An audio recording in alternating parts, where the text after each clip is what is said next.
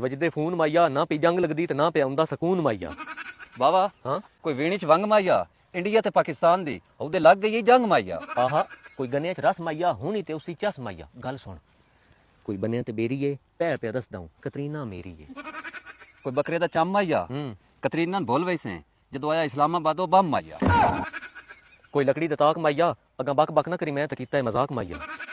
ਬਾਵਾ ਬੇਰਾਂ ਦੇ ਲੈ ਮਾਈਆ, ਅੱਗੇ ਅਭੀ ਨੰਨਨ ਨੂੰ ਚਾਹ ਪਿਵਾਈ ਆਈ, ਹੁਣ ਪਿਵਾਉਣਾ ਕੇ ਮਾਈਆ। ਕੋਈ ਤਕੀਏ ਦੀ ਟੇਕ ਮਾਈਆ, ਅੱਗੇ ਤੁਨਾਂ ਚਾਹ ਪਿਵਾਈ ਆਈ, ਹੁਣ ਨਾਲ ਦਿਸਾਂ ਗਿਆ ਕੇਕ ਮਾਈਆ। ਵੱਧ ਨਿਕਲ ਸੀ ਸੇਕ ਮਾਈਆ। ਵਤ ਵੇਖ ਮਾਈਆ। ਕੋਈ ਨੋਕੀਆ ਤੇ ਮੋਬਾਈਲ ਮਾਈਆ, ਸੁਣਿਆ ਇੰਡੀਆ ਵਾਲੇ ਕੋਲ ਵੀ ਬੜੇ ਵੱਡੇ ਮਜ਼ਾਇਲ ਮਾਈਆ। ਤੂੰ ਸੁਣ ਮੇਰੇ ਦਲੈਲ ਮਾਈਆ, ਸੱਪ ਕੇਲੇ ਉੱਤੇ ਚੜਦੇ ਨਹੀਂ, ਮੂਤਰ ਪੀਣੇ ਵਾਲੇ ਕਦੋਂ ਜੰਗਾਂ ਲੜਦੇ ਨਹੀਂ। ਕੋਈ ਵਗਦੇ ਸਾਜ਼ ਮਾਈਆ, ਕਾਵਾਂ ਨਾਲ ਵੀ ਭੈੜੇ ਨਹੀਂ, ਇੰਡੀਆ ਦੇ ਜੰਗੀ ਜਹਾਜ਼ ਮਾਈਆ। ਕੋਈ ਦਾਵੀ ਦੇ ਪਰਚੇ ਨਹੀਂ, ਸਾਡੀ ਫਿਜ਼ਾਈਅਤ ਦੇ ਤੇ ਪੂਰੀ ਦੁਨੀਆ ਤੇ ਚਰਚੇ ਨਹੀਂ। ਕੋਈ ਸ਼ੱਕ ਨਹੀਂ।